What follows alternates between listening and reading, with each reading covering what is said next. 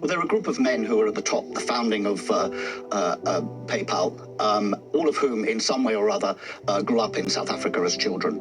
You've got Musk himself, who was born in South Africa and lived there, went to high school there until he was 18, and then moves to Canada. You've got Peter Thiel, who was a co-founder with Musk of PayPal.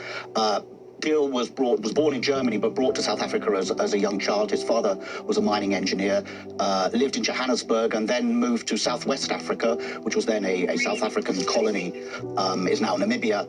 And he went to school in Swakopmund, which was notorious as probably the last place on the planet where people still openly greeted each other with Heil Hitler and celebrated Hitler's birthday. He went to a German school there before moving to the United States when he was 10 or 11. You've got David Sachs, who was born in Cape Town.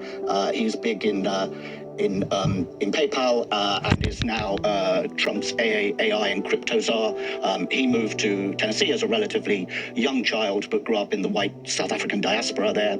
And you've got Roelof Botha, who was the son of Pik Botha, the grandson of Pik Botha, the last foreign minister of apartheid South Africa. He was the acceptable face of apartheid. You'll remember he used to run around the United States trying to put a gloss on how they were reforming things and that everything was getting better, which apparently it wasn't. But so you see those four key people at the top of PayPal, and they all have this very intimate connection to South Africa. So well, Errol Musk still lives in South Africa, which is why, of course,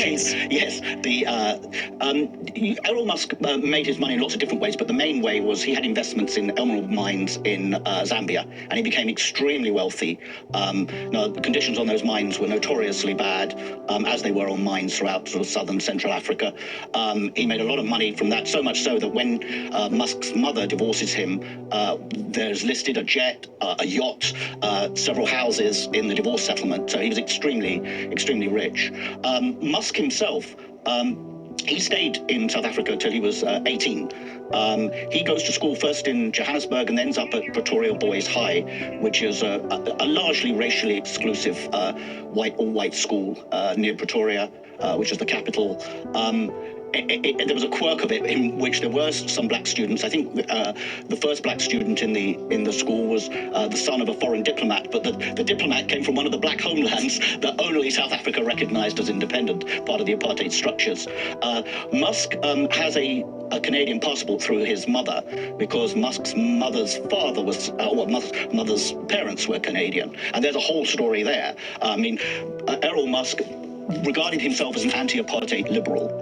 He joined the Progressive Federal Party, which was ostensibly against apartheid, but he leaves it when it starts supporting one person, one vote. He actually doesn't believe in that.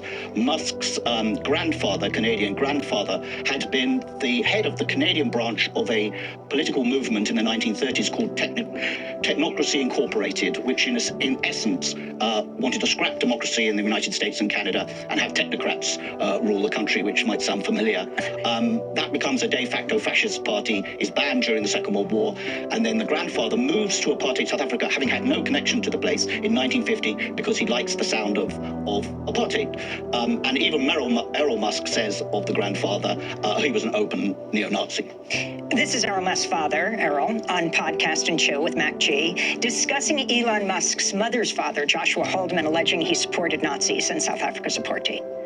Her parents, by the way, were very fanatical in favor of apartheid. This is quite interesting. Her parents came to South Africa from Canada because they sympathized with the Afrikaner government. They used to support Hitler and all that sort of stuff. But they didn't know, obviously, I don't think they knew what the Nazis were doing.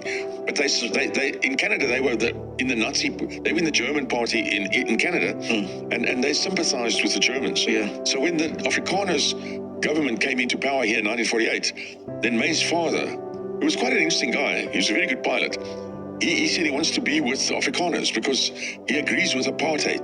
Pretty astonishing, it really is. But it's really rooted in something that goes back a few years, which is a campaign by white Afrikaner farmers through an organization called AfriForum, which were very active here during the first Trump term. They came in 2018, met John Bolton and others, and they were very much pushing the idea of a white genocide in South Africa.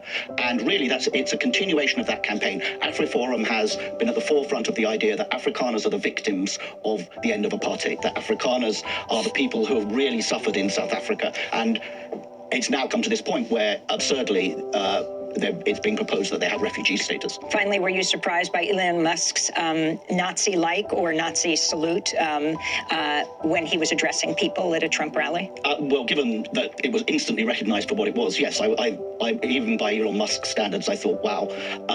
I wasn't surprised that he then tries to pretend it wasn't what it was, and he comes up with all kinds of other explanations. But I think almost everybody that watched that instantly went, oh, we know what that is, and assumed that Elon knew what it was as well. Chris McGreal, longtime Johannesburg correspondent for The Guardian, will link to his piece, How the Roots of the PayPal Mafia Extend to Apartheid South Africa. And we'll do part 2 of this conversation and post it online at democracynow.org.